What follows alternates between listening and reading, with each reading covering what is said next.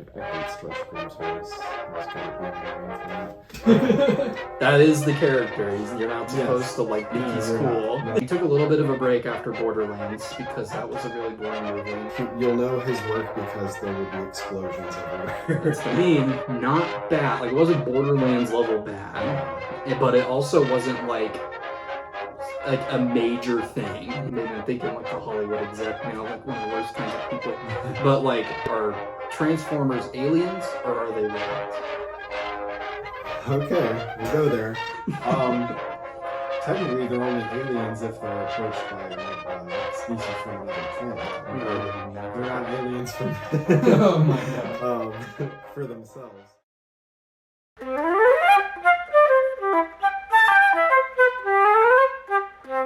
Welcome to the Juice Box Office Podcast. I'm Duncan. And I'm Michael.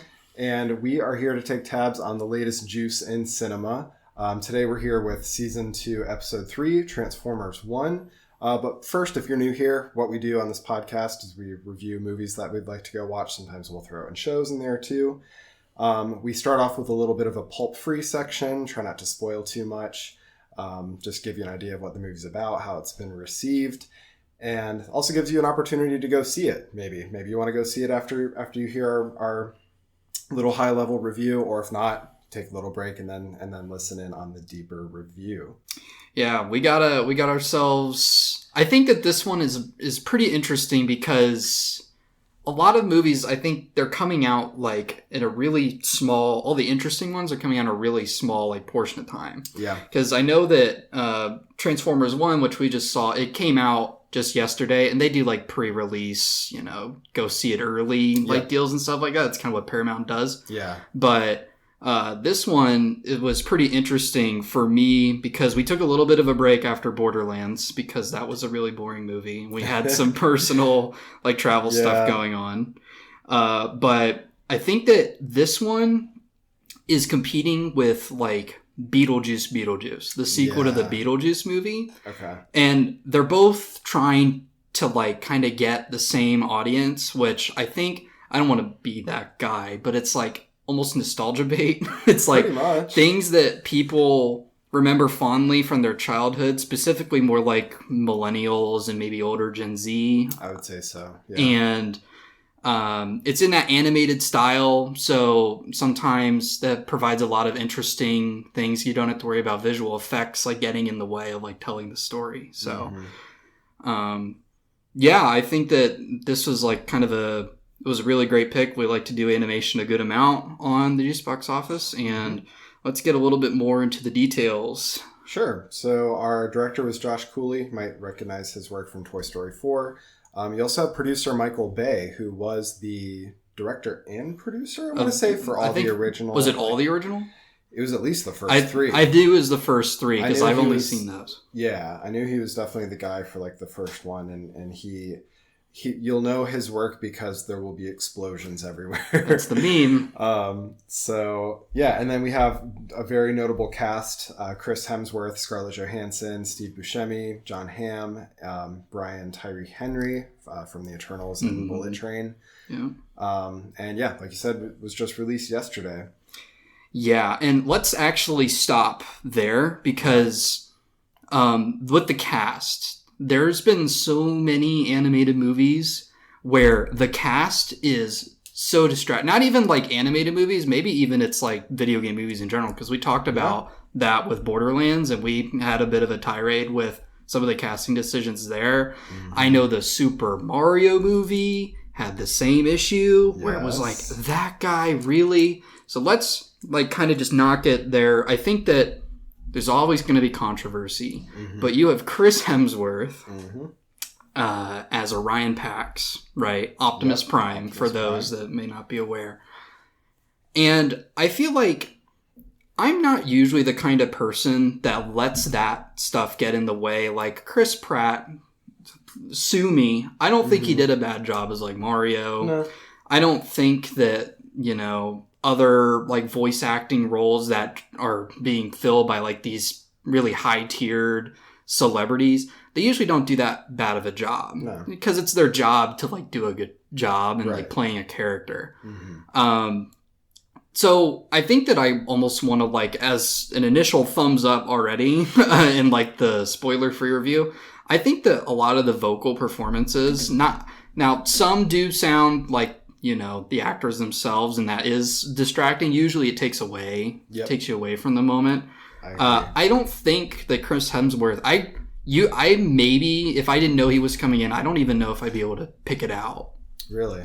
Would you agree? I disagree. Okay. I had trouble not like taking my focus off of how much he was trying to have a non-Australian accent. That's fair. I could hear, but I also just kept hearing Thor in his inflections. Mm-hmm. And it's just the way he speaks. He has a really cool speech pattern and the way he goes into certain words. But every time it came up in this movie, I just kept thinking of Thor. And you know what's really interesting, not to interrupt, I think that I could have, like, again, if I didn't know, I feel like it would have been a coin flip between either Chris Hemsworth or, like, Chris Pratt. I feel like they kind of sounded like that sort of, like, heroic voice, and I think they were trying, I almost feel like Chris Hemsworth was trying to copy Chris Evans as, like, the voice inspiration. Yeah. That's just me. Again, maybe it's just my ears. I don't hear things very well, and maybe that's why it doesn't distract or, like, do anything like that. Scarlett Johansson's character sounds like Scarlett Johansson's, kind of whatever. Very much, yeah. Steve Buscemi sounds very Steve Buscemi. Maybe I'm just going to rescind what I said. But I feel like it didn't, like, maybe I'm just used to it. It didn't really take away from vocal performances for me.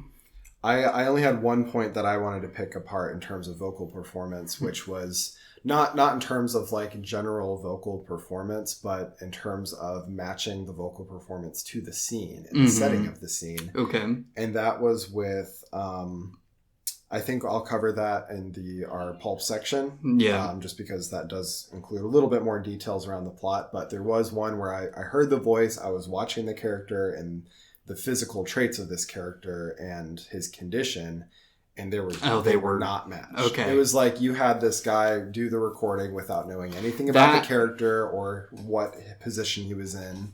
That sounds like a really hard part of, like, because a lot of, like, really good voice actors, they are, like, moving around and they're exerting force when they're, like, fighting people, and so I can definitely see that, especially from someone who's a little bit more traditional in terms of that. It was a slower scene, so it was easy for me to really also pay attention to it. And wasn't very dramatic, I'm sure. Right.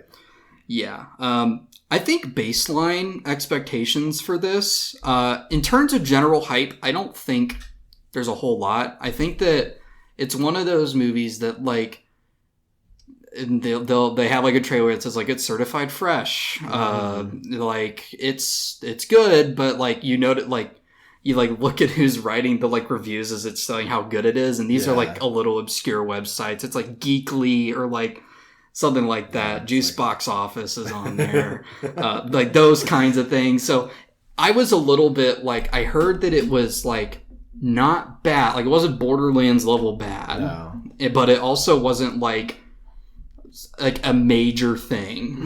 Like, it's a little bit of, like, oh, it's out. Like, it might be good. So I think that it, like, people that are, like, going to go see it, it's probably going to be one of the more typical animated movies where and maybe that's just, like, maybe I'm thinking like a Hollywood exec now, like one of the worst kinds of people, but, like, they're going to go see it with their family, or these are people that were already fans, and they're not really casting a wide net. I think that only, like, Pixar and Disney can do that now. Like, they can make something that doesn't have immediate appeal because, again, it is a bit nostalgia baity. So it is. I think that if you really liked Beetlejuice, you're going to see Beetlejuice. And if you really like Transformers, or maybe, then maybe that's what's going to put this on your radar in the first place. Otherwise, it's going to be pretty easy for it to just fly below it. Yeah, I would say so. I definitely think, like, in terms of who it's made for, it's either the nostalgia audience or it's, like, I mean, we even saw it today. It's like, oh, I have my grandkids with me. Yep. I've got to go take them to the movies, and this seems kid friendly enough. So yeah, and we'll definitely get into it when we hit to the spoiler review.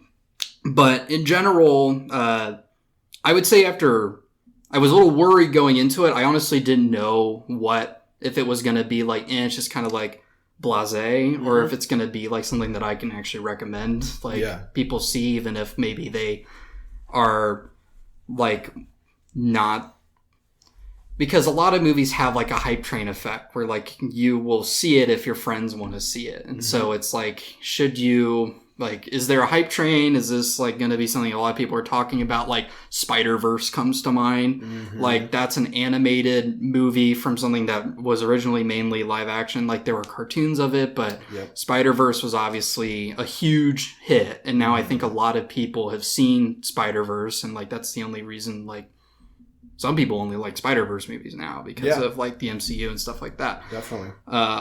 I don't want to say that it would be very foolish of me to compare this movie to Spider-Verse, because Spider-Verse would pulverize it. Sure. Especially in terms of like artistic style. And that was another thing that I was a little worried about going in, but, I think that it's generally pretty solid. I don't think I have too many complaints.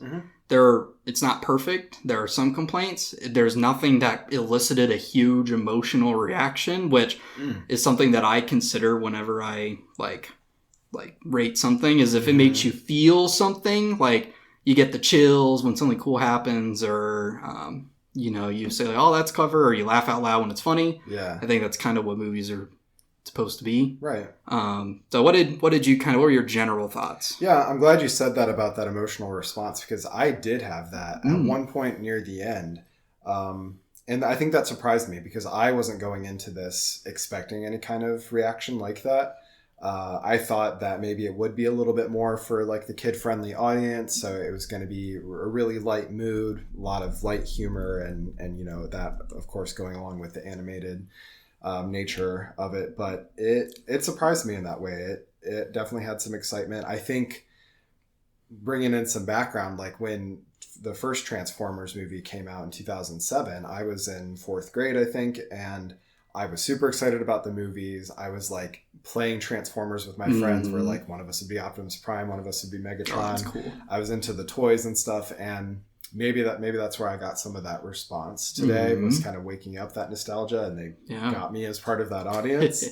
But overall, I enjoyed it. I really was impressed by the animation style and the textures of it, and just the overall execution. I enjoyed it. I will go ahead and compare it to something like Spider-Verse, where it's like, yes, this would be a big yes to anyone. This one, I would just say yes. Like, yes, I'd recommend seeing it. Maybe it's not your thing, so you won't, but... and I went ahead and gave it an 8.5 out of 10. Okay. That's pretty similar to me. In terms of my history with like the series and whatnot, I wasn't like playing with Lego. There's some parallels there, but I wasn't really playing with Transformers action figures a whole lot. I had like a few, I think mainly just because it's like you're a boy growing up in the 2000s, whatever. I was a little bit more exposed to like the shows. Okay. A little bit more episodic. Nothing like very much like villain of the week, like what's Megatron doing this time, and like it's more about like just general entertainment of like the characters, because Transformers has never held itself too seriously, except for like the Michael Bay movies and all the other movies that have been made about it that make it a little bit serious. But at the same time, they kind of like have quips and jokes. It's not really even to the point where it's MCU-ification. No. Where, you think of Iron Man like quipping as they're killing bad guys, and they don't act like they're in any imminent danger. I think in terms of like the action, it's actually pretty good in that respect. I know that's like one of the main gripes that I have with like a lot of action movies, is that they try really hard to be the MCU. You need to have a really good level of writing to pull that off. And you do. I'd say the writing's pretty solid, but they also don't really venture into that territory, and they tries to be its own thing. And that's great. And I think that it's great as its own thing. So I would give it a yes. I think I wouldn't recommend it to people that have zero interest. I don't think it's like an piece of art that everyone should see, like Spider-Verse or anything like that, like, because that's a movie where I think that almost anyone can enjoy. Sure. But I gave it a yes, and in terms of a rating, I gave it just an 8. Okay. I think that it's just solid all around. And there are issues, and we'll probably get to those in the spoiler section. But sure. I think critics and audiences just in general are sort of in that ballpark where it's like nothing revolutionary happening, but it's generally pretty positive. Mm-hmm. So like mostly positive, I think, is what I would probably say. Yeah. And again, like just the talent that's behind it. So Josh Tooley, he directed Toy Story 4, which we're not going to get into a huge thing about Toy Story 4. I'm a pitiful Toy Story 4 defender. Okay. I don't think Toy Story 3 is like a once in a lifetime like film. Like that's an amazing ending to a trilogy. Because of just how it came back after so long, and then I think that's why I think that it gets an unfair rap because of that. How Toy Story was a dormant thing and it got resurrected and it felt kind of corporate cash grabby. But I think on its own with the characters, it does a really good job. I mean, at a point, it kind of hit the problem where they had too many characters, so they had to like cut some of the like core cast of the original 3 like movies. They had to cut them out. Mm-hmm. But I think I rewatched Toy Story 4 the other day. But anyway, this is about Transformers. So we're not getting into that. He also was he did screenplay for Inside Out, I think. Oh, that's right. Was the other thing. Yeah. So I think for like second movie, I think that this is, I'm pretty optimistic to see, some more of what he can maybe do. What they do with this continuation. Yeah, I don't know if it's going to be that he's just going to be making movies for Paramount Pictures or whatever studio. That's kind of the weird thing because I can't really identify a single, like New Republic Studios or whatever is something I never heard of that before either. Mm-hmm. So, but it'll, this movie will be out on Paramount Plus. I think that you probably don't need to, especially nowadays, probably don't need to like drive to a theater to see. Yeah. But I definitely, if it gets streaming on Paramount Plus and it pops up on the front page, I think that it's good to watch. Yeah. Definitely makes me want to go back and watch the other Transformers films. Especially the ones I haven't seen. I think there's only like 1 or 2. I had the same feeling. Did you? I was like, I kind of wanted to dig into this a little bit more. Mm-hmm. Yeah. Which I guess that means it worked. Like you got me. I feel like if I was a kid, maybe I would want to get all the little action figures they're inevitably going to sell from all this stuff. I was already looking at them just before this. From the Hasbroverse. Yep. I think, and that's another thing. I kind of went into this thinking that this would be very disconnected from that whole series they did because it was so much darker. It was live action. Mm-hmm. But I read a summary of this that said, this is, like, we already know it's kind of that prequel. We're setting up Megatron and Optimus Prime. But it is kind of that prequel to the whole narrative universe. Yeah. So it's not directly connected to the live action. Maybe they'll do that. And, you can go from animated to live action because, like you said earlier, we have Star Wars The Clone Wars. Yep. That's been animated in 2 different styles. Yeah. But, yeah, overall, I just wanted to say that... it is all connected. Like this sets up things that, from my personal experience, having watched those movies, never saw the cartoons or anything. Mm-hmm. So all of my lore is built from those films, and this was a very fitting prequel to what I knew from those. Yeah. All right. So we're going to see you after the break. Make sure, again, if you don't want any spoilers or anything like that, again, it's just up to you. If you think that you're going to want to see it eventually, again, I would pretty much recommend that you wait. But if you don't think you have time, because there's going to be so many other things coming out soon, especially in the realm of animation to look forward to. This is kind of like the first leg, and then it's going to be a pretty competitive, I think, season as we head to the end of the year. It always does, like Thanksgiving, Christmas. Yep. I know that, we've had a bit of a hard time, I think, coming up with some movies to watch for December. It is tough when you look at a whole year and it's like, oh, what are we going to grab? And some things could pop up and you never know what's going to be good and you never know what's going to be not good. Yeah. So, but yeah, I think that we're going to head into our intermission and we'll see you on the other side.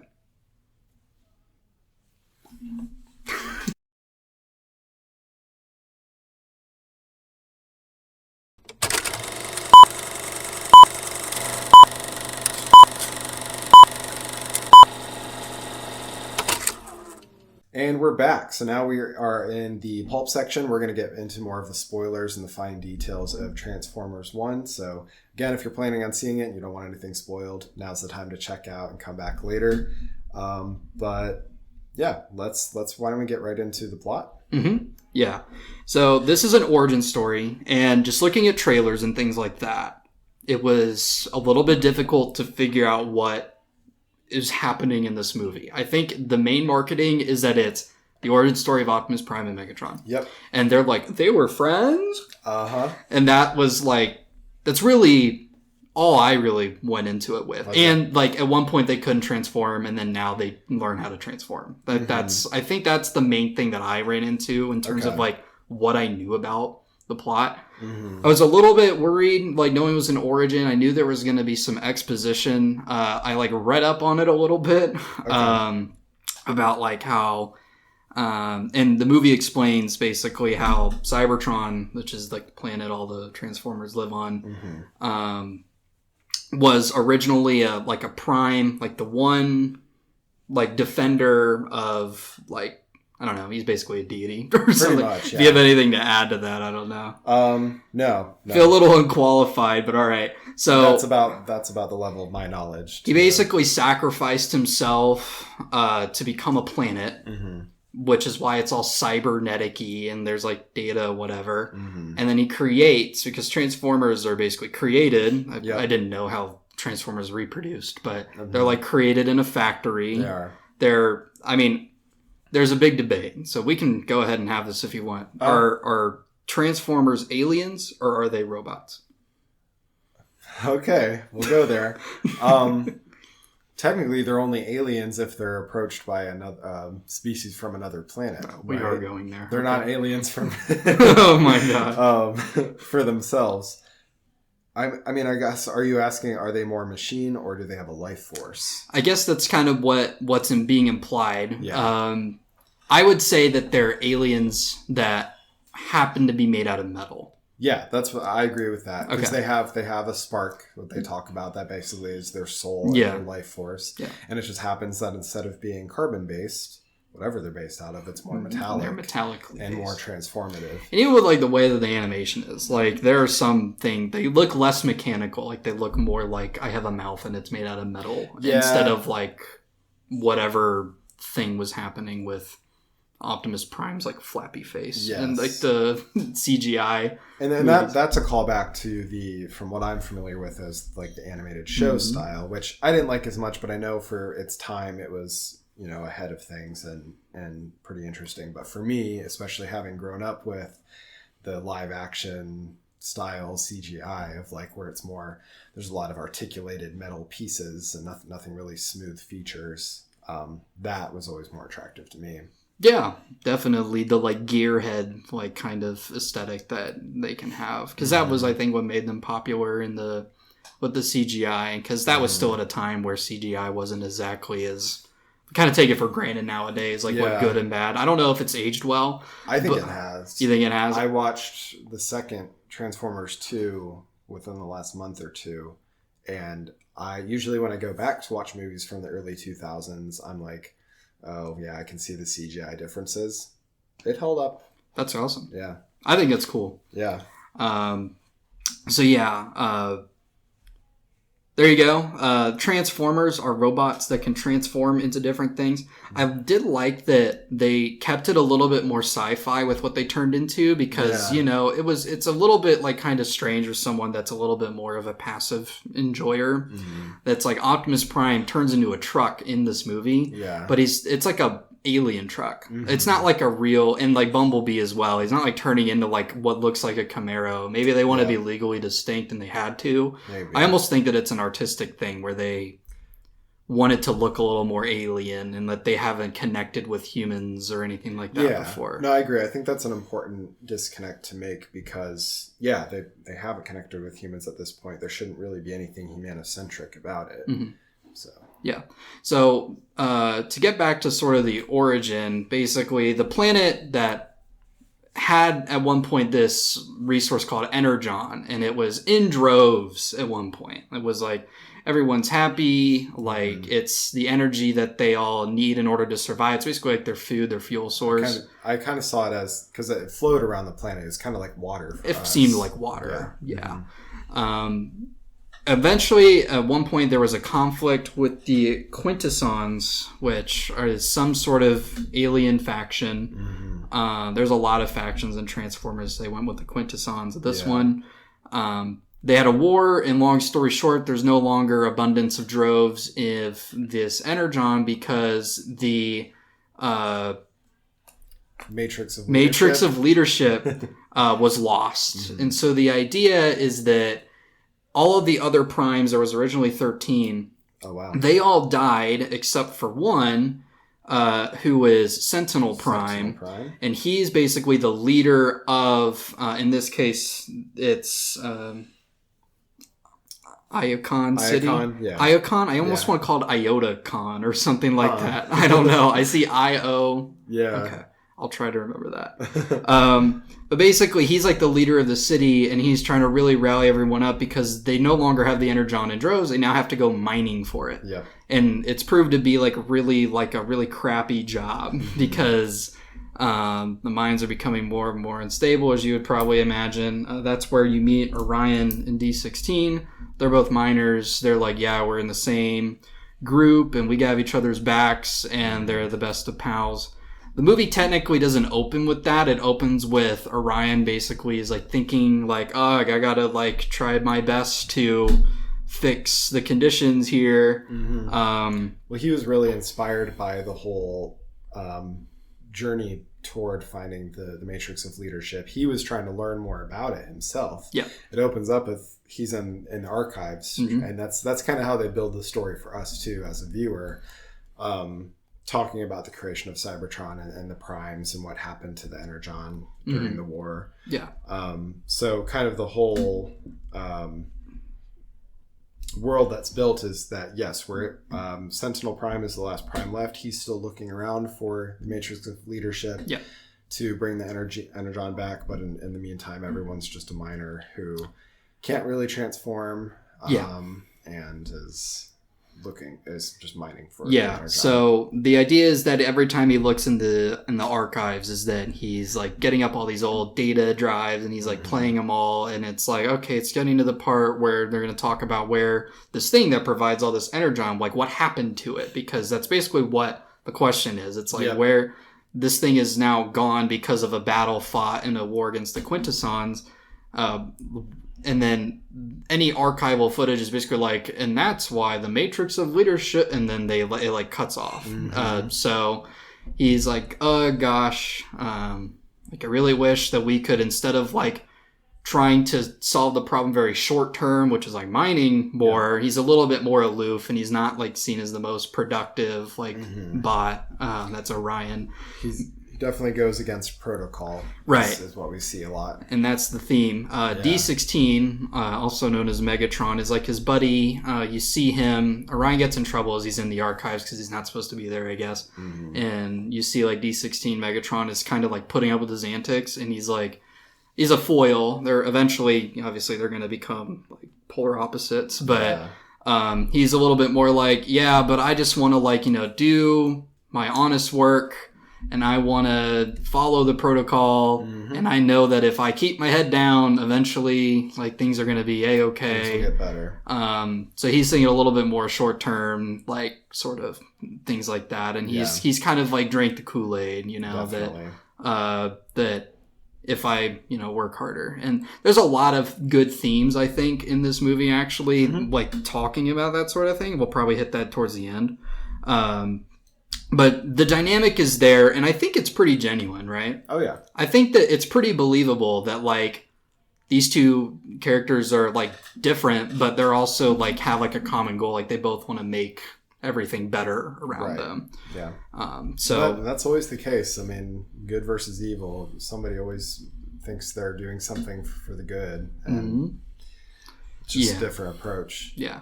I thought it was really clever. Like, when I think that the movie's really solid at the first half especially. So I wanted to call out a funny moment that also kind of sets up the whole knowledge of like, oh, people can't inherently transform. Was that great scene where Orion Pax is running from the guards in the archives. Yeah. And they're like, what are you going to do? Transform? Why not? It's not like you can transform. Oh, yeah? Well, watch this. And they start showing him, they like zoom in on his feet and his hands and stuff, and like things start coming together, like he's gonna transform, and then split screen. And then it just hard cuts, and he's like already running away. And I just thought that was great. I know that got a lot of laughs. There's so many great animation tricks in this movie. I think the animation's a pretty high point. Yeah. Even if the art style isn't always the most impressive, like if you take a picture, the art style doesn't look impressive, and I think it's just because of the simple character models, like there's not a whole lot of complexity. No. I think if you make it too complex, one of the things is that would get really difficult to maintain over a long period of time. So I think having the simpler models and simpler backgrounds where it's like you're on a metal platform or you're in a hallway where things can be a little bit more focused on the simple characters is definitely good. But there's a lot of animation gags, and they're I think that it's a funny movie. Oh, definitely. Yeah. I think that if you're kind of hitting that audience right there, it's like there's fun giggles to be had. Pretty much, there's any low moments don't dwindle on for too long. Even when there's more drama and stuff that happens towards the later half of the movie, but especially like the first half. Again, I'm very positive on it. Yeah. So more or less. Basically, they go to their shift in the mines. The mines are all collapsing. So they said, like, hey, we got to abort. And, you know, Scarlett Johansson's character, Alita, is like, it's kind of similar to D16, where she's like, I'm like your superior, and like, I'm going to make my way to the top. And like, I've had a perfect shift. And like, gee, you can't ruin it for me. I think that's really solid, because you want to establish your side characters. You want to give them some depth, and I definitely think that the depth is there in terms of at least Alita in general. So that makes me want to bring up one of my points, which was about the uniqueness of character profiles. And I think maybe it's just because I've seen so many movies now, and I think about this with them.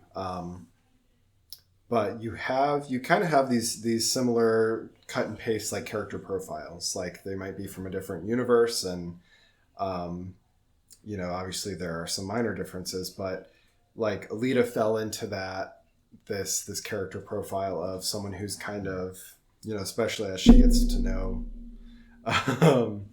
Optimus and Megatron more, and B, we'll talk about more later. She is more like the removed one, and she is really focused on moving up. It's like the one that you don't expect to join the group, but they inevitably join the group. And so sometimes I tire seeing those patterns in those same character profiles. And like similarly with Orion Pax, he's kind of the head in the clouds optimist.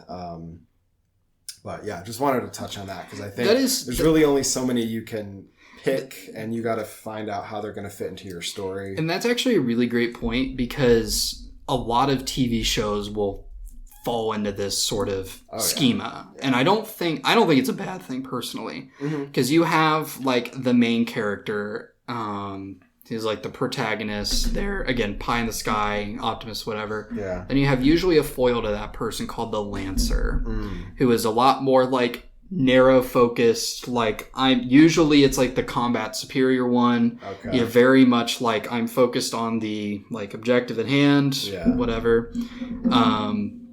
Then you have the like goofster, the goofy guy. There's comic relief. So I think, you know, Bumblebee's in the movie. That's his job. That's his role. And then you have like, I don't want to be that guy. Then you have the girl. I was trying not to say it that way too.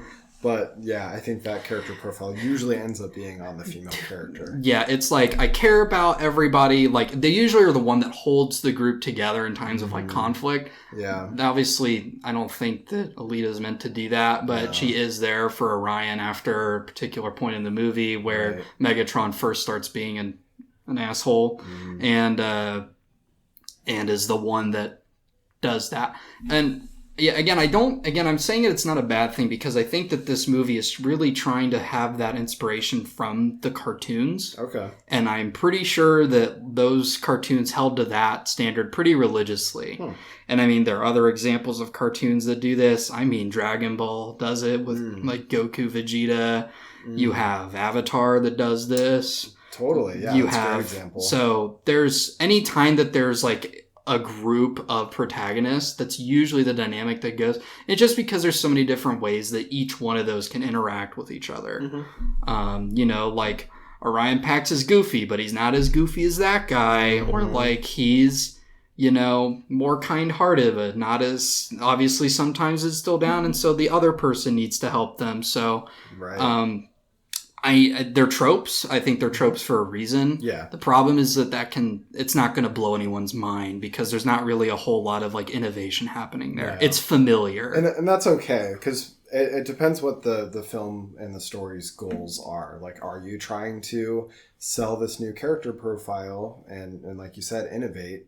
Or are you maybe use some like preformed pieces and build it around a new story? It's like a solid foundation, right? Yeah. So I definitely think that I like the dynamic between the group. Obviously, that's what's there up until a certain point in the story when Optimus Prime and Megatron no longer become like on the same side, right? Which is a little bit longer than I think someone going in. I mean, if you're watching a movie about the origin of Optimus Prime and Megatron, most of the time they're like friends. Yeah, it is most of the. There's a very long time where they're really trying to get that capital because as a person watching in the audience, you're constantly giving credit and you're receiving credit. So like the more time something is spent on something, generally you want like a payoff, right? Or something like to happen. So how believable is it that Orion Pax and Megatron are friends? Well, they spend a lot of time investing in their relationship with each other to the point where, like, when eventually, you know, Megatron does Megatron things, he's able to be like, yeah, dude, like, we were buddies. We did this together, this together, this together. And, like, you're like, yeah, you did. It's something that you saw. So I think that the relationship building, especially between the two main characters, is obviously the strongest. With some of the other side characters, I think they did have to default back to those a little bit more tropey ideas, like Bumblebee. Yeah, he's just. I want to talk about him. We can just talk about him. Real quick. Maybe I think we'll just fast forward a little bit and say, in Orion Pax's like kind of rebellious nature, but also like nature for excitement. Yeah. They enter this race, the something 5000. I can't remember. Iotocon. Iocon 5000. And that ends up, you know, that really sets him apart as this like rebellious figure, kind of, or just someone who's different. But that's how they end up getting down to the depths where they finally they enter the race illegally as minor bots to show that the little guy can do it too, and then they get really, really far, and then they lose, and then basically some of the Transformers that have not been very nice to Orion, especially after he got caught in like the archives and stuff, he said like, no, screw you, and then put him back in like the dumpster, and that's where you meet B. So and so B very obviously comes in as that comic relief, and they really do it a lot with the more like child audience, like kid friendly audiences. Like it for the Mario movie, it was Toad. For also Keegan-Michael Key. Oh, no way. So anyway, well, I do want to talk about him too, because I meant to look up the exact show and resource, but there is a whole bit from this show of Keegan-Michael Key where he's a substitute teacher. Oh my gosh, yeah. You know what I'm talking about. Yeah, everyone knows AA Ron. And so AA Ron, I can't remember, I think they one of B's friends because he's like He was crazy. double A or something, right? No, he was AA Tron. AA Tron. Yeah. I did not catch that. You didn't catch that? That is so funny. I really wanted to. I immediately caught it. That's great. It was the second one. He had like this table of 3 bots that he built to have as like people because he's kind of going crazy down there by himself. And the second one he introduced was AA Tron. But then like the third one was Steve, and it's like, okay, here's this funny random name we're gonna throw in for the rest of the movie. Steve. Yeah. No, like, Steve. oh, that's so goofy. And that's just that like juvenile humor that I'm like, I kind of roll my eye at a little bit, but it's like, okay, that's bringing in the child audience. Yeah, I mean, a lot of animated movies have this sort of, I don't think it's like an issue, but it's kind of like a check, like, hey, this is like a family movie. Yep. Different people, different age groups all have different reactions. I think that obviously, like an example of that would be AA Tron would be something that a kid wouldn't understand like at all. Probably not. But I think their parents that are taking them to it would definitely. Apparently, I'm still a kid because I didn't catch it. But I think that no, that's really awesome. But B, just in general, he's seen as kind of a degenerate. He was like sent down. He's one of those like we cast him away because he's annoying. Yeah. I think that's definitely what's implied. He's in level 50 and he's like, I thought there were only 40 levels. And then he's like, yeah, well, it's just me and I've been here by myself for a while. And he's kind of implied to have gone crazy and insane. Yeah. I don't know. It was definitely interesting because, especially if your background, for me, is just the films, you never really get to hear B talk or have a character other than like he's kind of this caring guardian who speaks through the radio. Yeah. So he's always speaking through other voices. In like the Bumblebee movie, I didn't see that. Is he? Did you see that that either? I saw it, but I can't remember now. Oh, that shows I didn't good like the Bumblebee movie. It wasn't that. Yeah, I didn't like It shows you how good the Bumblebee movie was.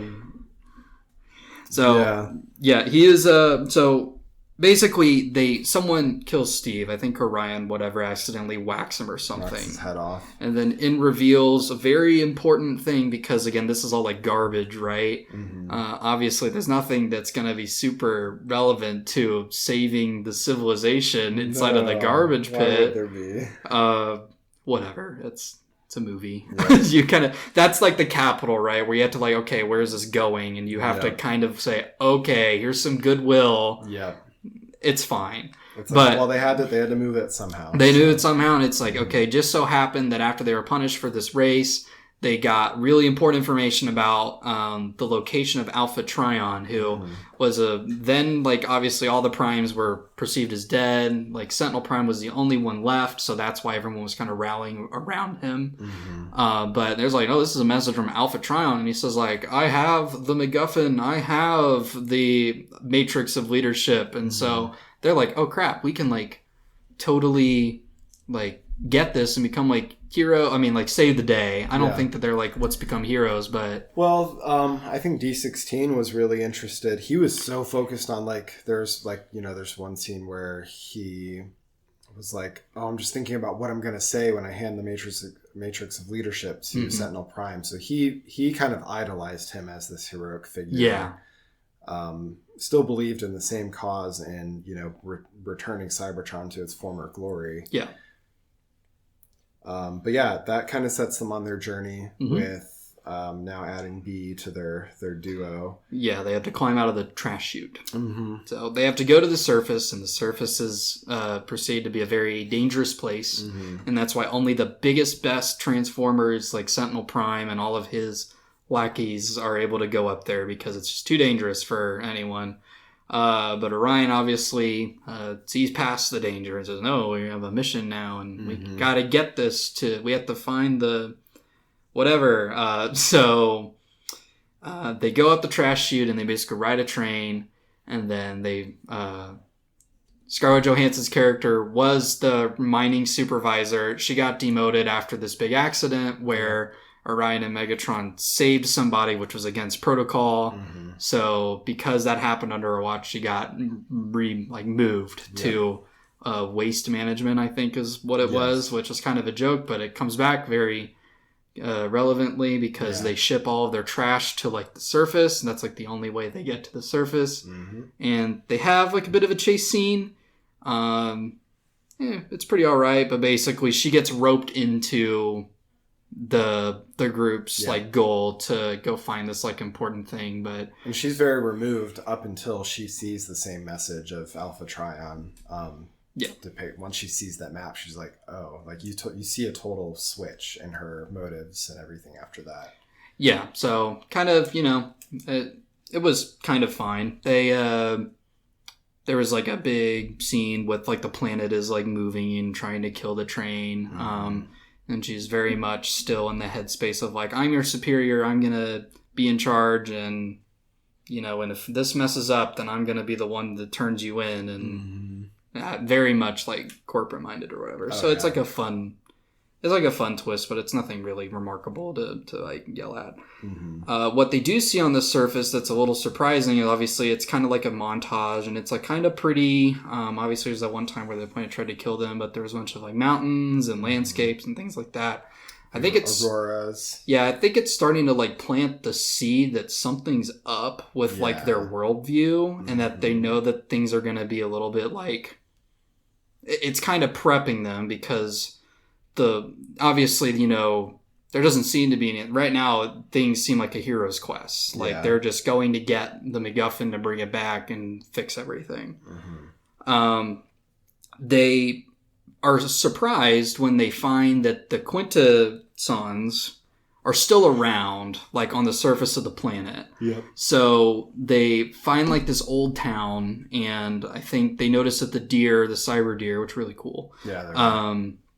They started like panicking because they know, I guess, the like alien ship that is flying overhead, and you see it like totally like blast one or something like that. I don't know what happened, but basically they're like, oh, I see. This is like, it's almost perceived differently, because we almost think that they're gonna like fight the Quintessons, I think, or something like that. Or like they're gonna go into their hideout or whatever. Who knows? But once they kind of evade the like lasers and stuff like that, they get to where the location is on the map, and they find the cave where all the primes died. It's at this point that they find Alpha Trion was still kind of intact in a way. His spark was still there. He was just kind of depleted of energy. He was in stasis mode, I think is what they called it. This is like a coma. I guess. They gave him a little bit of energon. He wakes up and is kind of able to give his side of the story in person. And this is where I'm going to circle back to the vocal performance matching, because here we have this kind of old, decrepit, damaged body, and none of the vocal inflections. I agree with that. It was a total podium vocal performance next to someone who should have been tired and out of breath and kind of damaged. So that one stood out to me for the vocal performances. I would give it a knock on that as well, because I kind of knew exactly what you were talking about as soon as you mentioned it. You can't get past it, but again, it's just like, it's a byproduct of getting the like star power in order to attempt to get people in. Especially when you consider who it is. It was Lawrence Fishburne. Who's he's Neo, right? Or not Neo. I was going to say the same thing. But he's What's his name? I don't know, I'm blanking on it. I'm blanking on it too. But from The Matrix. Big fan. I know. the red pill guy. Morpheus. Yep, there it is. I almost called him Morbius. It's Morbid time. Mobius, Morpheus, we got it all. Mobius, dude, cool consonants there. And I don't think he's ever really done a whole lot of voiceover. I can't think of anything immediately. No. I think it's always been him in person. So it comes with the territory. Again, like, it's just an imperfection on something that's otherwise pretty solid. He gives his side of the story, basically, where someone apparently phoned in. Sentinel did. Okay. So Sentinel phoned in, basically, hey, there's a really high importance military meeting of all these Quintessons, and I know exactly where they're going to be, and, this could end the war. And so the Primes all, perhaps foolishly, said, okay, let's all go. And then basically they flew into a cave, and it turns out it was an ambush. So this is the like turning point that really changes the worldview of all these characters, that their leader had basically been like lying to them. He was not who he appeared to be. He was deceiving them. He phoned in all the aliens, the Quintessons, to basically ambush all these primes, and they all died. Except Alpha Trion was just mortally wounded, but, you know, he's actually okay. Which I think the movie did a good job foreshadowing that something wasn't quite right with Sentinel Prime. So it's not exactly about you being surprised. Maybe if you're a kid, you're surprised. Yeah. But I think that if you like look at it even just a little bit, you can kind of see like the messages, because it's like, at first, when they were going back to the race, at first they were like, oh man, they're going to kill us for like hijacking this race. But then he was like, wow, you did really great. He was just unusually friendly. And they're like, oh, thanks. Yeah. And then immediately they get treated like crap because the Deathwing or whatever. He's kind of like a Darkwing. He's like a bruiser. He's kind of like a lackey or whatever. Yep. He was the one that put him into the basement with B. And so it's kind of like making you wonder, like, and obviously, D16, before the quest, he had really high regards for Sentinel Prime, and this is where he showed it. Yeah. He was like, I'm going to wait for him to come get us. Like, you know, he'll see that we've been mistreated because he's a Paragon. Yeah. And then Optimus, Orion, whatever, will basically then at that point, like, enticed him to be like, but it would be a lot cooler if you could do this really important thing. And kind of enticed him with personal glory or whatever. Yeah. So at this point, this is like the defining thing. Their reaction to hearing this news is where things really start splitting, and it's very evident. So most of everyone is very like downtrodden, and they kind of just generally feel hopeless of like how they're going to solve this problem.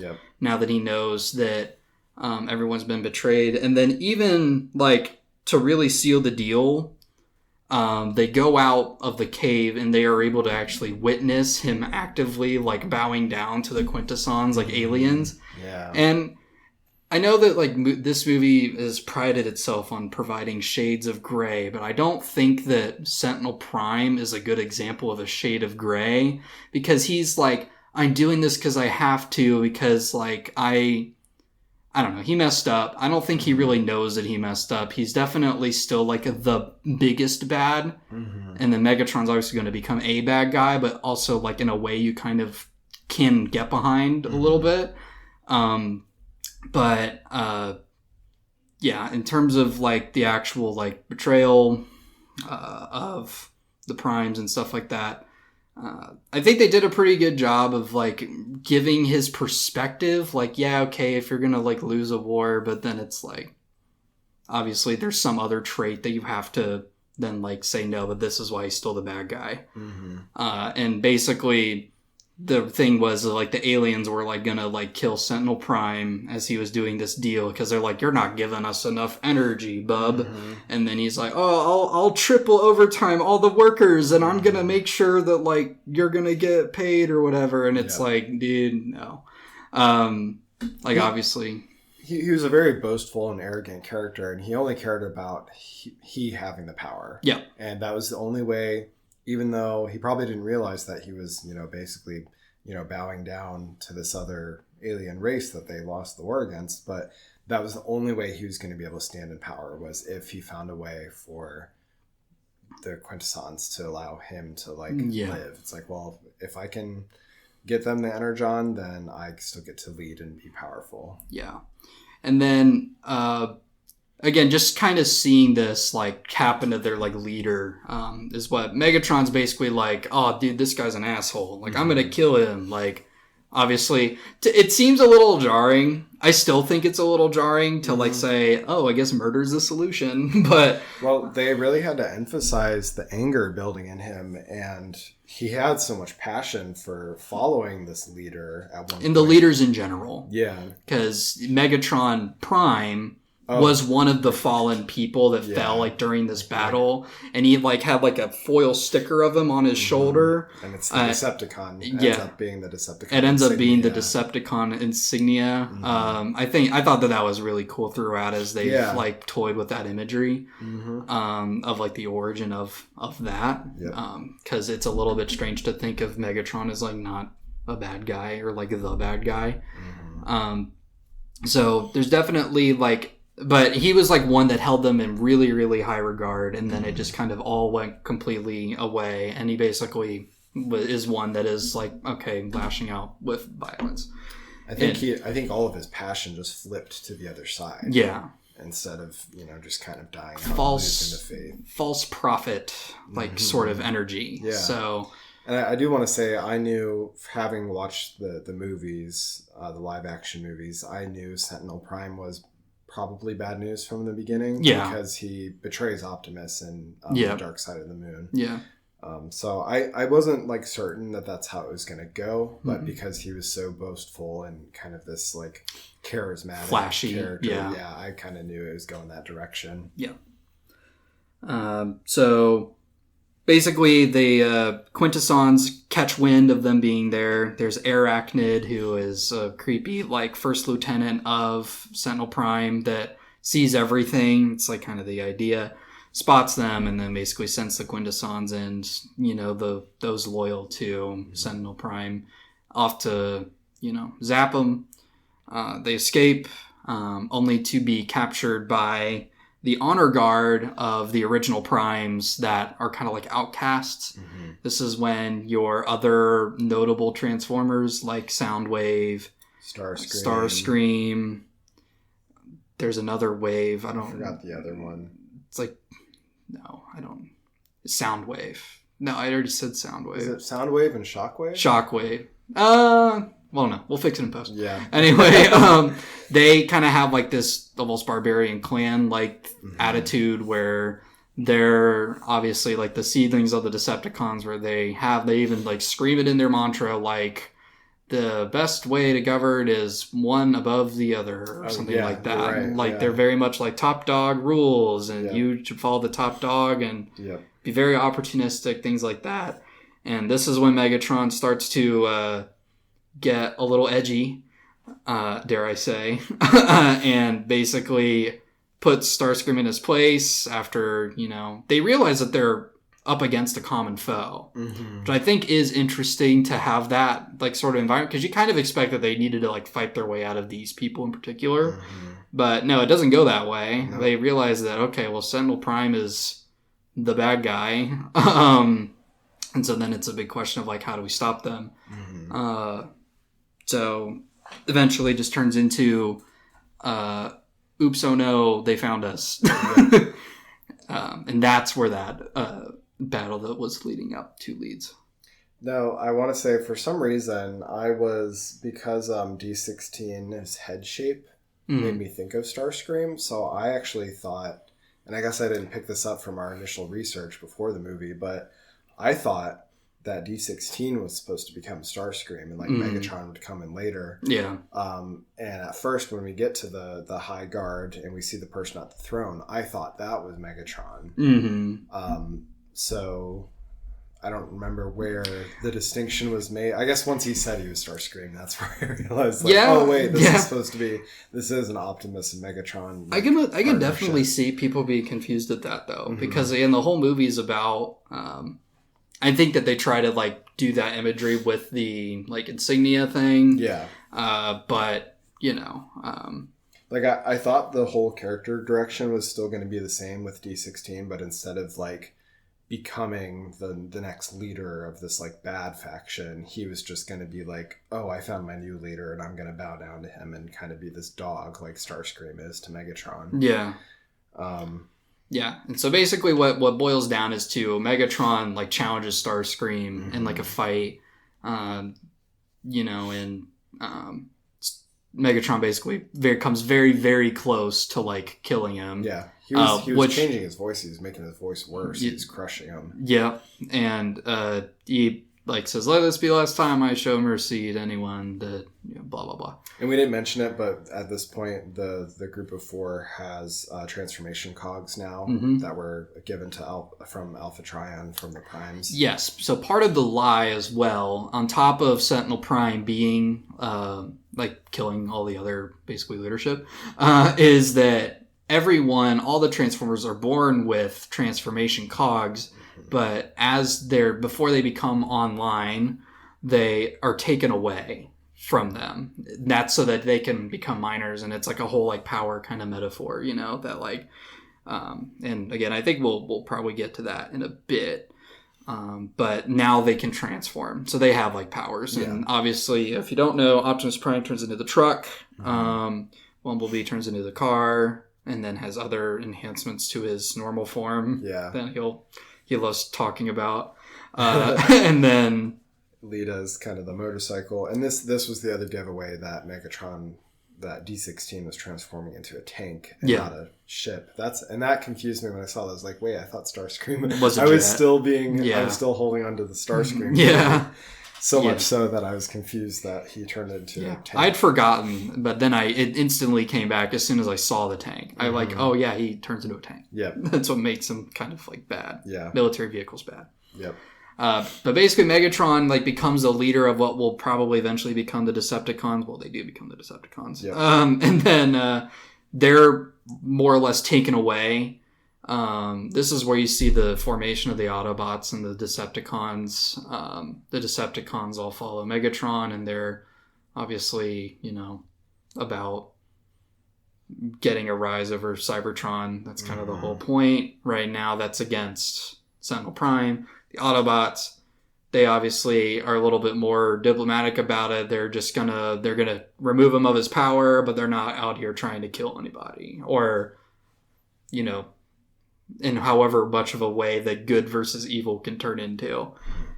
So there's like a montage of B and Megatron back at the tower. Sentinel Prime is like giving you the asshole capital that's like, yeah, I'm an asshole and I fooled everybody, and he's having his victory lap and and I found this little rebellion, oh boy, I get to crush them all, and then everyone's really gonna work hard at the mines. I'm gonna grind them to death, and you can't stop me, and then your executions of all these rebels are gonna only make them want to work harder, and stuff like that. And so Megatron gets branded with the actual Megatron insignia. So instead of it being just a sticker that's like on his shoulder, now it's like actually branded on his chest. Yep, scratched in. Yeah. So that's kind of just more or less food for thought there. And then kind of really committed him to this path he was going down. Yeah. Like I saw so many points where maybe, yes, he was very angry and he was following that path of anger. Maybe there were chances where he could have turned back. They took so many things that happened like that. They really took their time making it go all in, right? And I kind of appreciate that because I think that makes them more realistic. Oh yeah. And I think that's what makes it better to watch. It's a series of conflict that creates a character that's evil or angry. Yeah. It's not just a flip of and a it's coin. just wrong decision.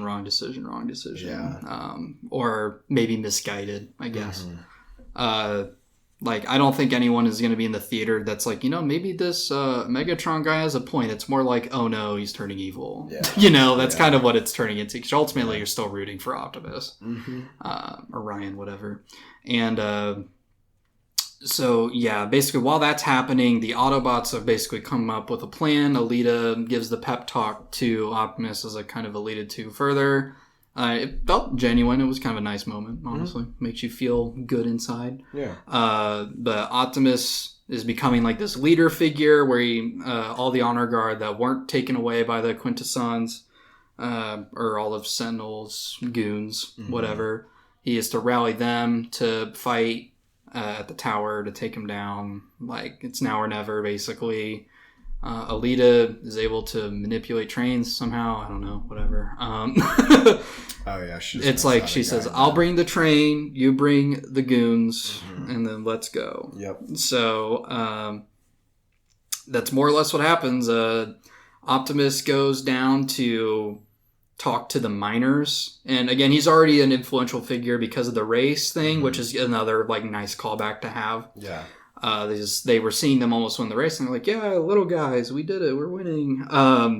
But he actually comes up, and this is when I like kind of noticed that like this is a good movie because its theme is the villain is essentially a dictator, right? He's using like resources like up to for personal gain or just to satisfy other third parties, and they don't really care about the people doing it.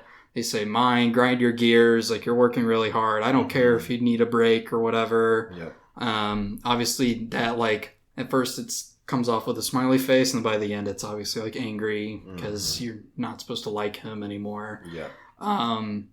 But he was really like talking about, this is when he reveals the truth and they trust him, and you know that it's okay for them to trust him. It doesn't come out of left field because you know that Orion has like this sort of like energy with the other people. He's like popular and he's, you know, inspirational, and that's like a basic like core personality trait of Optimus Prime. Yep.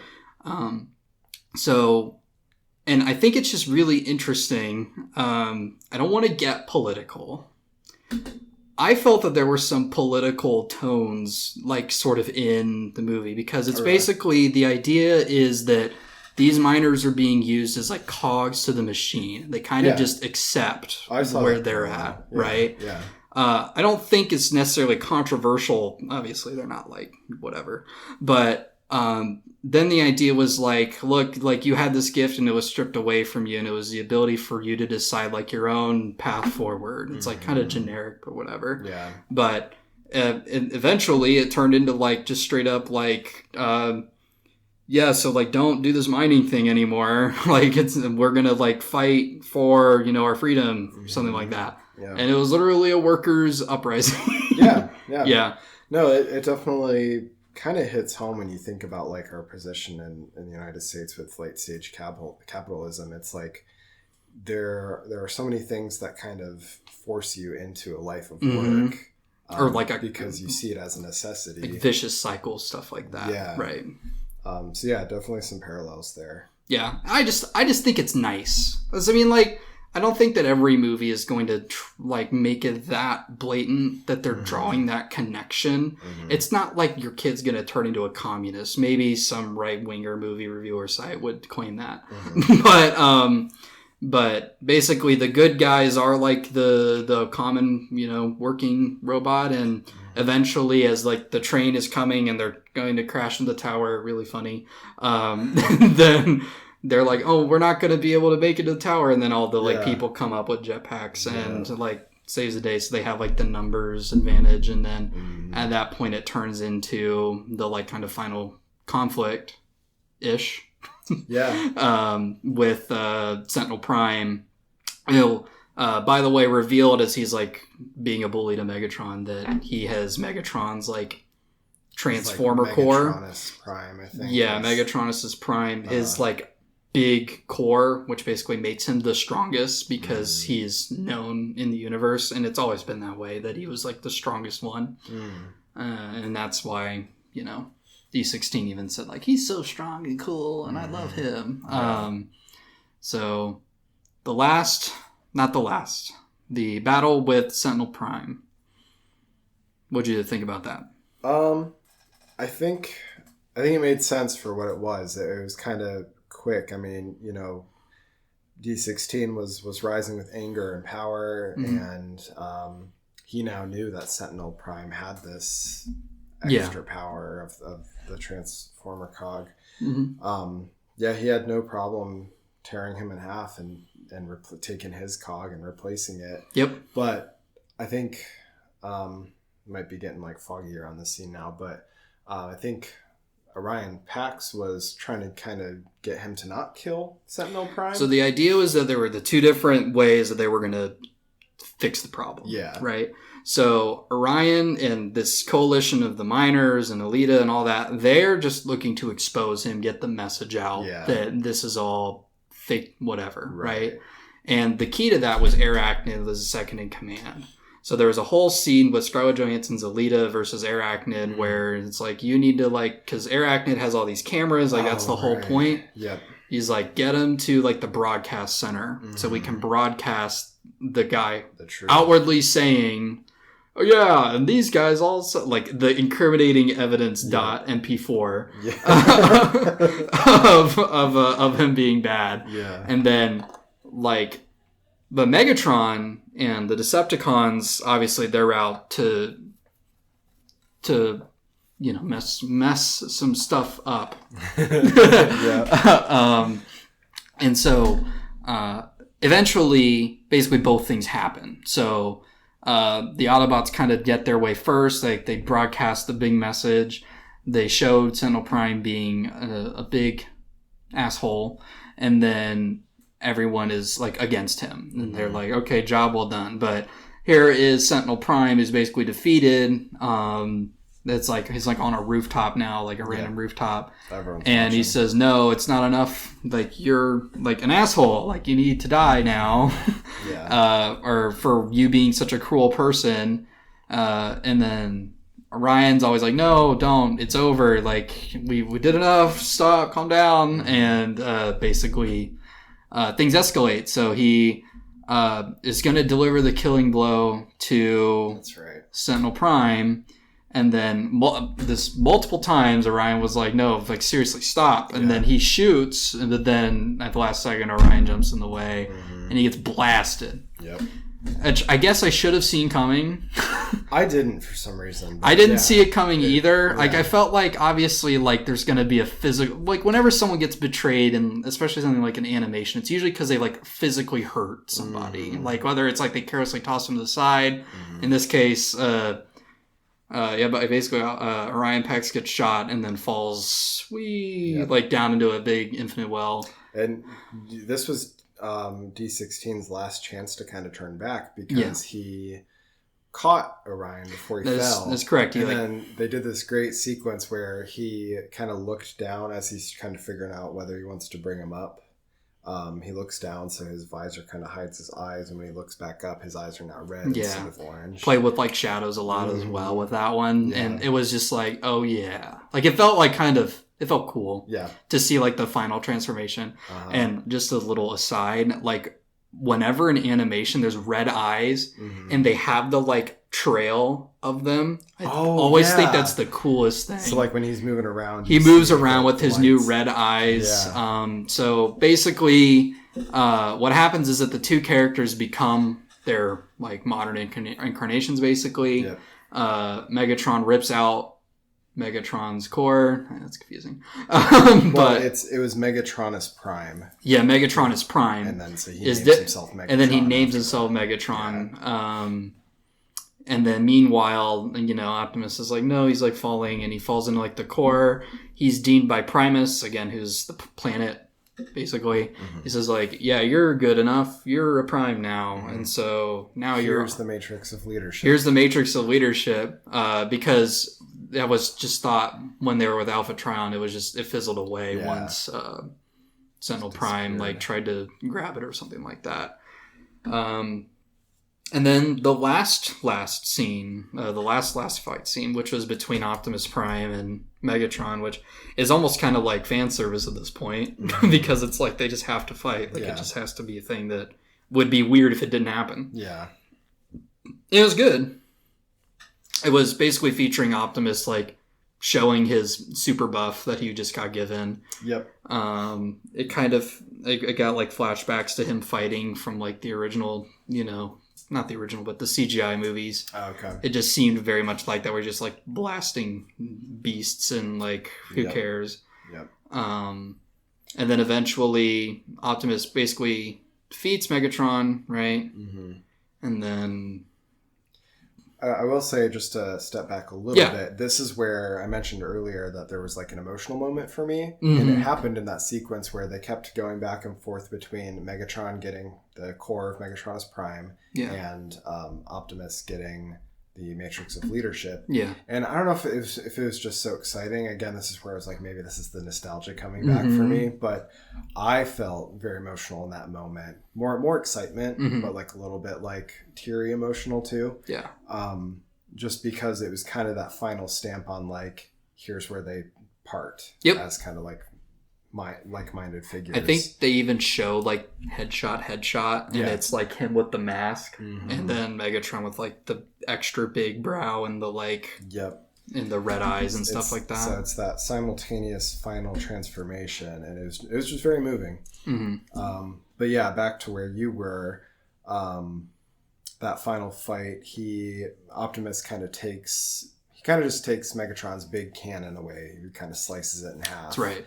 And this is where I kind of saw a flaw in the Prime leadership, because obviously they're not like perfect, right? They believed Sentinel, they fell into this trap.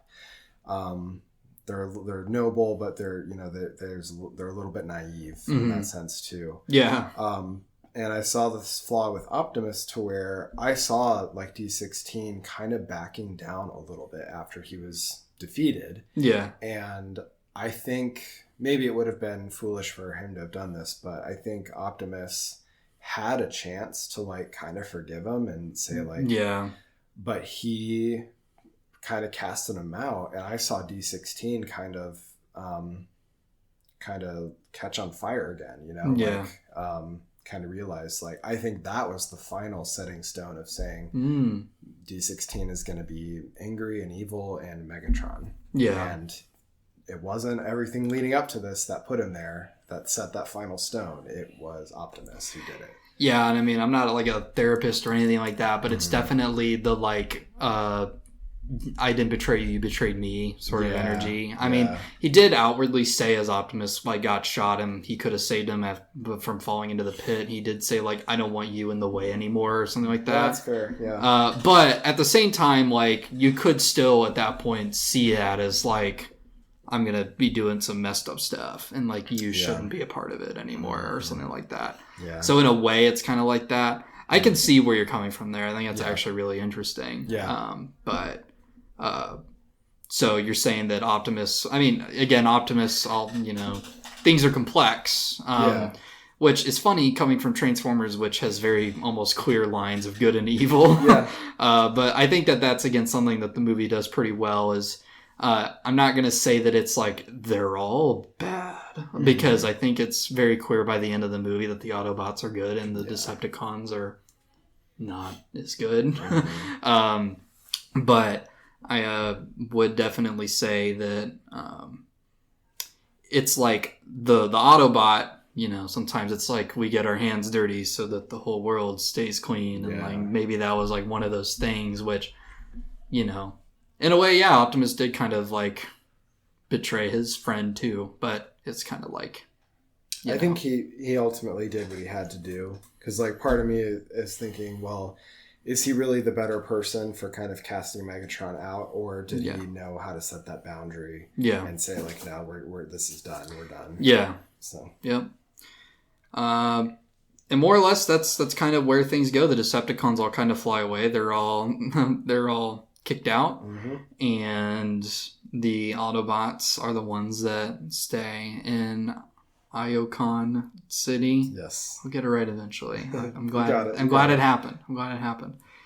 And then, that was pretty much the end of the movie. And then the first post-credit scene is Bumblebee going back to his trash heap, talking to Steve and Tron, and I think he was very excited about his new powers. We didn't really talk about it. Oh, we didn't. Yeah, he had knives. He had knife hands, and then he had a battle mask, and he was very cool to make sure that you knew that. I think that if you were a young child, that would have been very funny. And it was a little funny as well, because there's a part where they're in the broadcast center where like he was going in guns a-blazing and he didn't need to, because there's normal people that were working there, and he was like chopping everything up. Yes. I'm not saying that it's a bad character. It's definitely not a highlight for sure. So that was like, okay. And then the second end credit scene, which let's just talk about the credits real quick. Oh yeah. I think there was like one song that was credited in It was just one. It was just one. And that was song. and that was the one unique song, the like I don't know what it's called. I don't know either. I know the composer is Brian Tyler.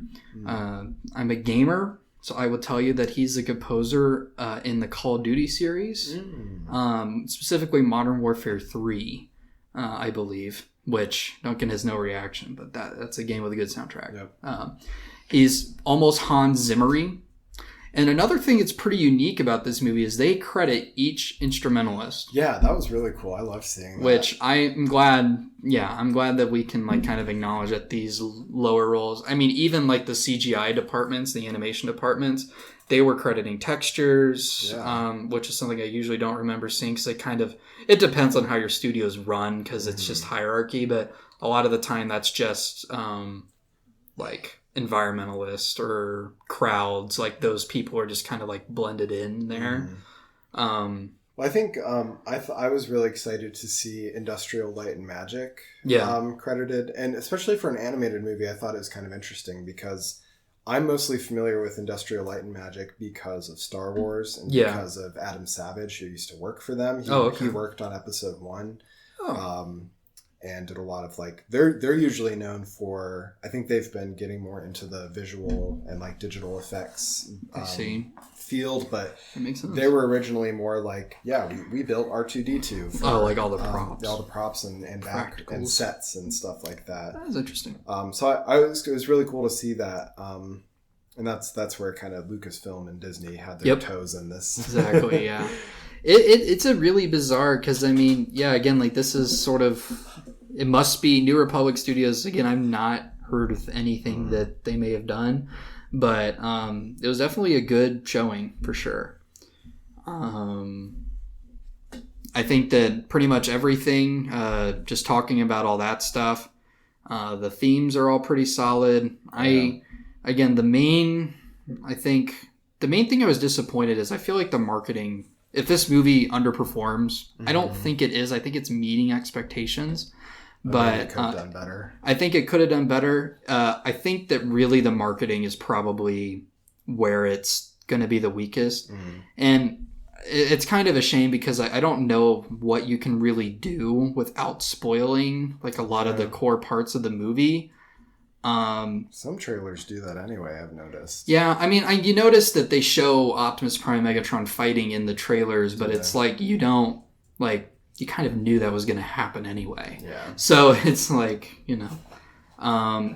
subsequent entries, do you want to see this particular like style of Transformers movie continue? I would be all for it. I kept thinking about, especially as we talk about like the textures, like literally looking at the way that they animated the metallic surfaces.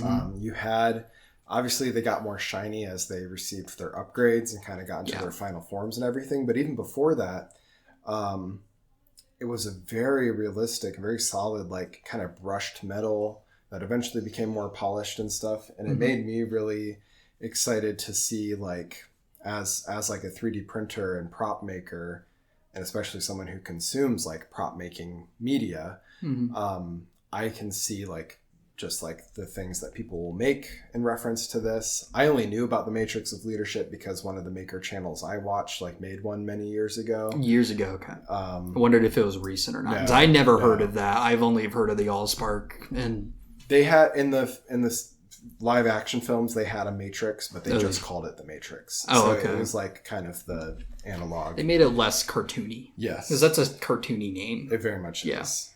But then I also thought a lot about Gundams too, and it's like, man, I want to like make it. It always inspires me to like want to make props and play with toys and build things. Yeah, I'm a little torn, honestly. On one hand, I think that when I watched the first Spider-Verse, I was like, please don't ruin this. Oh, really? With the whole like different things, and then you heard they're like making a sequel, and you're kind of like, oh no, like what are they gonna do? And then I almost think that Spider-Verse kind of got lucky because that second one was so much better than the first one. Like, I can't go back to the first one now that Across the Spider-Verse is out now. Oh. Well, I think you can, but the second one overshadows it, I would say. Like, I'd say the original Spider-Verse is like a 9, and I would probably give Across the Spider-Verse like, I can't give it a 10 because of the ending, but 9.5 Yeah. or 9 even. Yep. Yeah, I don't know what I'm saying here. I just I don't think any movie should need a sequel. There's obviously speculation you could do that. I also am satisfied with how things ended. Yeah. I think that you just you set up the relationship, and that was the goal of the movie. Any subsequent movie is just going to be another Transformers movie. Yeah. And I don't know. I mean, they tried origin stories with like Bumblebee. Obviously, that one was pretty forgettable. But most of the time, Transformers movies have had a good reputation, except maybe the 2023 movie that was missed. Beast, whatever. Rise of the Beast. Rise of the Beasts. Yeah, I don't know. I think that was just kind of a... Like that was number 6 at that point, so that's a little exhaustive at that point. Yeah, especially when you go into sequence and you lose. I think a lot of people like just kind of like they're aware of like the first 3 is like a trilogy. It's like, oh, that's very natural, but then you get into like 4 and it's like, okay, is this a one-off or is this another trilogy? And then it turns out it was another trilogy, and I think a lot of people were just not on the ship at that point. No. But hopefully this movie, I would like to see more Transformers media. Yeah. In general, like if there is a sequel, I'd probably be interested. I don't know if they're going to call it Transformers 2. They could. Well, I could see them doing kind of a revamp of the animated series like they did with X-Men 97. Where they kind of brought it back and added to it. Maybe they could do something like that. Maybe that's the play. Yeah. I do know that obviously big studios are always thinking about the reinvestment. So there are rumors that a follow-up to this movie could be a crossover between it and G.I. Joe, a producer. Which was apparently introduced in the end of Rise of the Beasts. I don't know how, because we didn't see it. Yeah, I don't know. Yeah. Maybe this is just kind of bait to get people to watch another CGI Transformers. Maybe. It might be, I don't know which one would be cheaper to make. Animation's usually pretty costly. But animation also usually brings in a lot of views. I think it's like 9% of all films are animated, but animated movies gross about 25% of the box office. Like it's a big barrier to entry, but if you can do it right, then it's very lucrative. Like Inside Out 2 is like that too. Okay. So I think an 8 out of 10 is where I'm sticking. Yep. Is there anything else that maybe closing thoughts? No, I don't think so. Overall, enjoyed it. Pretty happy with the viewing. I gave it an 8.5. Definitely fun to kind of relive some of the excitement for the franchise and bring in some of that nostalgia. Yeah. So even if it won't have like the staying power that I don't think that like a Shrek would have, or like The Incredibles, or like, I think in terms of like more under the radar movies, like if you think of like Pixar, if you think about like Luca and like movies like that, because people will say that like Pixar's falling off recently. They usually aren't. It's just, maybe a slow year. This is about the same quality as that. Like it's good. I can't like preach from the mountaintops, go see Transformers 1 like maybe I would to like Puss in Boots and The Last Wish. Oh. That's another really good animated movie that I think even if you don't like Shrek, I think that's like a good one just because of the stylizing. And they assume you don't know jack about any of the characters because it's like it's Puss in Boots. Like, why not? But just getting back, I don't think it's revolutionary, but I just think it's solid. And I think that it's okay for things to just be solid. Absolutely. It's like, it's not even like junk food. It's like just good food. Yeah. It's like, not everything has to be groundbreaking, because that is impossible to maintain and sustain. Yeah. So. It's like another level above junk food, but it's not like a gourmet meal. It's like it's like a mom's packed lunch. Is probably how I would give it in terms of the Hollywood slop. Yeah. Some people would say like MC is like slop, and it's like flashing lights and no substance. And then, there's obviously some films that are clearly trying to be something bigger. And this is just something that's trying to be somewhere in the middle. And that could be our ranking system. Yeah, we could be. Or something like different flavors of a juice box. Yeah, something like that. Oh, okay. We'll see. Yeah, we'll see. Yeah, we might come at you with that one on the next one. Cool. But, well, until the next one, that's it for Season 2, Episode 3, Transformers 1. thanks again for joining us on this one. Thanks you. And we'll see you next time. Yep. Make sure you like that, smash subscribe button. Keep up with us on Twitter at JBO Podcasts. We have a link down in the description if you're watching on YouTube, or in the show notes if you're on Apple Podcasts or Spotify. Let us know your thoughts on this episode. Leave some recommendations for future reviews. I've got a couple. Wicked, the movie, apparently is one. Oh, yeah? Yeah. Okay. So we'll always look at like our schedule. Sometimes it's just about time frame of whatever's out that week. But we're definitely going to be coming at you with more fairly soon. Thanks for watching, and stay juicy. Stay juicy.